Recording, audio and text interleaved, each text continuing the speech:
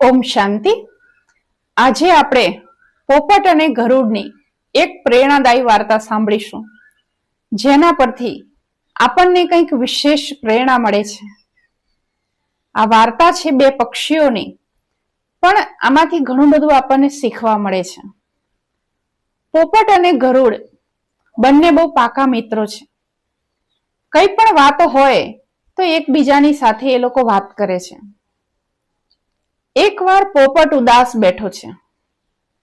ગરુડ એને પૂછે છે કે મિત્ર, શું થયું? કેમ આટલો બધો ઉદાસ છે? તો પોપટે ગરુડને જણાવ્યું કે જો મિત્ર, આજે હું એક ઝાડની ડાળી પર બેઠો હતો અને ઉપરથી યમરાજ નીકળતા હતા. યમરાજ મને જોઈને હસ્યા. હવે તું જ વિચાર કે જેને જોઈને યમરાજ હસે એને તો ટેન્શન થાય ને, કારણ કે યમરાજ હસે એનો મતલબ કે હવે આ વ્યક્તિના દિવસો પૂરા થવા આવ્યા છે. તો મને બહુ ડર લાગે છે કે શું મારો મૃત્યુ નજીક છે, કે મને કંઈક થવાનું છે? કેમ યમરાજ મને જોઈને હસ્યા હશે? એટલે આ ગરુડને જ્યારે આવી વાત પોપટે બતાવી ત્યારે ગરુડે કહ્યું કે મિત્ર, ચિંતા ના કર, અને યમરાજ મારા મિત્ર છે, હું યમરાજને જઈને પૂછી લઉં. પણ એક કામ કર, તને ડર લાગે છે ને, તો પહેલા તને હું સુરક્ષિત જગ્યાએ પહોંચાડી દઉં. તું મારી પીઠ ઉપર બેસી જા અને હું તને બહુ દૂર ક્યાંક સુરક્ષિત જગ્યા હોય ત્યાં તને મૂકી આવું પેલા, અને પછી યમરાજની સાથે વાત કરવા માટે જાઉં. પોપટે કહ્યું ભલે. ગરુડે પોતાની પીઠ પર પોપટને બેસાડી દીધો અને 7 સમંદર પાર દૂર દૂર સુધી ઉડી ગરુડે અને એક ગુફા શોધી નાખી અને એ ગુફામાં પોપટને મૂકી દીધો. પોપટને કે મિત્ર, અહીંયા જો 7 સમંદર પાર અહીંયા કોઈ આવી શકે એમ નથી. તું નિશ્ચિંત અહીંયા બેસ, આ ગુફામાં જ રહેજે. જ્યાં સુધી હું યમરાજનો સંદેશ લઈને ના આવું ને ત્યાં સુધી તારે આ ગુફામાં જ રહેવાનું છે અને તને કંઈ જ નહીં થાય. હું તારો સંદેશ આપવા માટે ટૂંક સમયમાં જ આવીશ. હું અત્યારે સૌથી પહેલા એ જ કામ કરું છું, યમરાજને મળીને પૂછું છું કે તમે મારા મિત્રને જોઈને કેમ હસ્યા હતા. એમ કહી પોપટને મૂકી અને ગરુડ તો ઉપડી જાય છે યમરાજને મળવા માટે. ગરુડ જે છે યમરાજની પાસે પહોંચે છે, પ્રણામ કરી અને પૂછે છે કે હું તમને એક પ્રશ્ન પૂછવા માંગુ છું. યમરાજ કહે છે, હા બોલ ને મિત્ર, શું પ્રશ્ન હતો? તો યમરાજ ને જ્યારે પ્રશ્ન પૂછે છે ગરુડ, ત્યારે ગરુડ કહે છે કે આજે મારો એક મિત્ર પોપટ એ ઝાડની ડાળી પર બેઠો હતો અને ત્યાંથી તમે પસાર થયા હતા અને તમે એને જોઈને હસ્યા હતા. કેમ હસ્યા હતા એ તમને જ ખબર હોય, અને તમે જો કોઈની પર હસો તો યમરાજ એટલે સાક્ષાત મૃત્યુના દેવતા, તો તમને જોઈને ડર તો લાગે જ ને. તો એ મારો મિત્ર પણ ખૂબ ડરી ગયો છે. તો તમે જણાવો કે તમે એને જોઈને કેમ હસ્યા હતા. જો આટલું જ યમરાજને પૂછે છે ત્યાં યમરાજ હસવા લાગે છે. ગરુડ કહે છે કે પણ તમે કેમ હસો છો, મને બતાવો તો ખરા. યમરાજ કહે છે 2 મિનિટ થોભી જા, તને પ્રત્યક્ષ બતાવી દઉં. 2 મિનિટમાં ગરુડે જોયું કે યમરાજની પાસે પોપટની આત્મા આવે છે. યમદૂતો પોપટની આત્માને લઈને આવે છે, મતલબ પોપટ મરી ગયો. તો ગરુડને બહુ નવાઈ લાગે છે કે આવું કેવી રીતે? હું તો મારા મિત્રને 7 સમંદર પાર એક ગુફામાં સુરક્ષિત મૂકી આવ્યો હતો, તો આવું કેવી રીતે બન્યું? તો યમરાજે પણ કહ્યું કે જો મને કેમ હસવું આવ્યું, તો હવે હું તને બતાવું. જ્યારે આ પોપટને મેં ઝાડની ડાળીએ બેઠેલો જોયો તો, અને એને જોતાની સાથે જ એનું કઈ જગ્યાએ મૃત્યુ છે એ મને દેખાયું હતું, કે અહીંયાથી દૂર 7 સમંદર પાર એક ગુફા છે, અને એ ગુફામાં આ પોપટનું મૃત્યુ થવાનું છે, એવું મને દ્રશ્ય દેખાયું. અને એવું જ્યારે દ્રશ્ય દેખાયું ત્યારે મને બહુ નવાઈ લાગી હતી કે આ પોપટ આટલું બધું ઉડીને ત્યાં પહોંચી શકશે આટલા નજીકના થોડાક સમયમાં, કારણ કે થોડાક સમયમાં જ એનું મૃત્યુ છે, તો આ કેવી રીતે પહોંચી જશે ત્યાં? 7 સમંદર પાર એટલું બધું ઉડી અને ગુફામાં કેવી રીતે પહોંચશે? કારણ કે મૃત્યુ તો એનું ત્યાં જ નિશ્ચિત છે.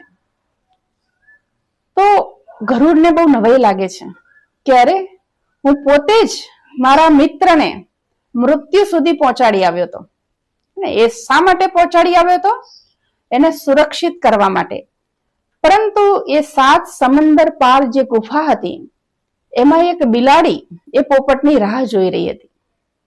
જેવો ગરુડ એ પોપટને મૂકીને જાય છે અને બિલાડી એ પોપટને ખાઈ જાય છે. હવે વિચાર કરો કે ક્યાં યમરાજ, યમરાજને પણ નવાઈ લાગતી હતી કે આ પોપટ 7 સમંદર પાર કેવી રીતે જશે. અને એ જ પોપટ જેને વાત કરી, જે મિત્રને, ગરુડને, પોતાની સમસ્યાના સમાધાન માટે કે ક્યાંક મને મૃત્યુ તો નથી આવવાનું ને, યમરાજ મારી પર કેમ હશે, આવી સમસ્યા જેની સામે રજૂઆત કરી અને એ વ્યક્તિ જ એને એ મૃત્યુ સુધી મૂકી આવ્યો. વિધિનું વિધાન જો. તો આ નાનકડી વાર્તા આપણને ઘણું બધું શીખવી જાય છે. આપણને જીવનમાં ઘણા બધા પ્રશ્નો મૂંઝવતા હોય છે કે આવું કેમ, આવું ના થવું જોઈએ, અથવા અહીંયા આપણે ના ગયા હોત તો આવું ના થાત. પરંતુ જે સ્થાને, જે જગ્યાએ જે થવાનું છે એ નક્કી જ છે, એને કોઈ બદલી નથી શકતું. જો પોપટ તો જ્યારે યમરાજે જોયો ત્યારે તો મુક્ત હતો, ઝાડની ડાળી પર આનંદથી બેઠો હતો. એને પોતાને પણ ખબર નહોતી કે અહીંયાથી હજારો કિલોમીટર દૂર મારું મૃત્યુ મારી રાહ જોઈ રહ્યું છે. યમરાજને પોતાને પણ ખબર નહોતી કે આ પોપટ ત્યાં કેવી રીતે જશે. જે પહોંચાડનાર વ્યક્તિ છે ગરુડ, એને પણ નથી ખબર કે હું આ મદદ કરી રહ્યો છું કે મૃત્યુની નજીક લઈ જઈ રહ્યો છું. એને તો મદદ કરવાના ભાવથી પોપટને ત્યાં પહોંચાડ્યો કે મારો મિત્ર સુરક્ષિત રહે, એ રીતે એને પહોંચાડ્યો. પરંતુ શું થયું? એટલે દૂર સુધી મૂકી આવવા છતાં, એટલે સુરક્ષિત જગ્યાએ મૂક્યો છે એવું સમજીને મૂક્યો છે પોપટને, છતાં પોપટ સુરક્ષિત નહોતો. કેમ? કારણ કે મૃત્યુ એનું ત્યાં રાહ જોઈ રહ્યો હતો. તો આપણે બધા પણ ઘણી બધી વાતોમાં મૂંઝાતા હોઈએ છીએ, ઘણા બધા પ્રશ્નોમાં મૂંઝાતા હોઈએ છીએ કે આવું તો નાશ થવું જોઈએ, અથવા જો આમ ના થયું હોત તો આમ થાત, આમ ના થયું હોત તો આમ થાત. પરંતુ ઘણું બધું જે છે પહેલેથી નક્કી છે, અને જે નક્કી છે એને કોઈ ટાળી શકતું નથી. તો જે થવાનું જ છે એના માટે વ્યર્થની ચિંતા શું કરવા? કારણ કે મોટા ભાગના લોકો ભૂતકાળમાં જીવતા હોય છે. જે થઈ ગયું ને એના વિશે જ વિચાર કરતા હોય છે કે આવું ના થયું હોત, આમ ના થયું હોત તો આમ થાત.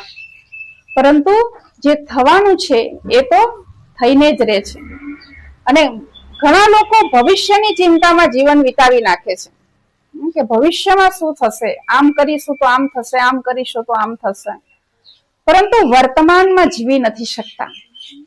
વર્તમાન આપણા હાથમાં છે, ભૂતકાળ વીતી ગયો છે, અને ભવિષ્યમાં શું થવાનું છે એ કોઈને પણ નથી ખબર.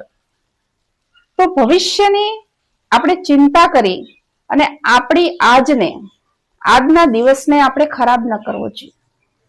કારણ કે આજે પણ જો ભવિષ્યની ચિંતા કરીને જીવીશું તો ભવિષ્યમાં તો જે થવાનું છે થવાનું જ છે. જેમ પોપટ ચિંતામાં બેઠો હતો જ્યારથી યમરાજને જોયા ત્યારથી, પરંતુ જે થવાનું હતું એ તો થયું જ. ઓર હી જે થવાનું હતું એ સરળ કરી નાખ્યું એને એના મિત્રને વાત કરી કે યમરાજ મને જોઈને હસ્યા, એટલા માટે તો ગરુડ એને મૂકવા માટે ગયું. જો એને વાત ન કરી હોત તો ગરુડ કદાચ એને મૂકવા માટે ના જાત. પરંતુ ઘણીવાર આપણે જ આપણી સમસ્યાઓની નજીક જતા હોઈએ છીએ. તો પરમાત્મા પણ આપણને એવું કહે છે કે જે વર્તમાનનો અત્યારનો તમને જે સમય મળ્યો છે એ સમયનો પૂરો લાભ ઉઠાવો, એ સમયનો આનંદ અનુભવ કરો. ભવિષ્યની ચિંતામાં એને વેડફી ના નાખો. ભવિષ્યનું આયોજન જરૂર કરો, પરંતુ એટલું બધું આયોજન ના હોય કે જે ચિંતાનું સ્વરૂપ લઈ લે. ચિંતાના સ્વરૂપમાં જો આયોજન કરીશું તો આપણે વર્તમાનનો આનંદ પણ ગુમાવી દઈશું. એટલે આપણે શું કરવાનું છે? વર્તમાનમાં જે જીવન મળ્યું છે એનો આનંદ ઉઠાવવાનો છે અને બીજા વ્યક્તિઓને પણ એ આનંદથી પ્રેરિત કરવાના છે. તો આ વાર્તા પરથી આપણે બધાને પણ ચોક્કસ કંઈક પ્રેરણા મળી હશે. જરૂર શું પ્રેરણા મળી એ કોમેન્ટમાં જણાવજો અને બીજા વ્યક્તિઓને પણ શેર કરજો કે વર્તમાનમાં જીવવું જ શ્રેષ્ઠ છે અને ભવિષ્યનું આયોજન કરો, પરંતુ ચિંતા નહીં. ઓમ શાંતિ.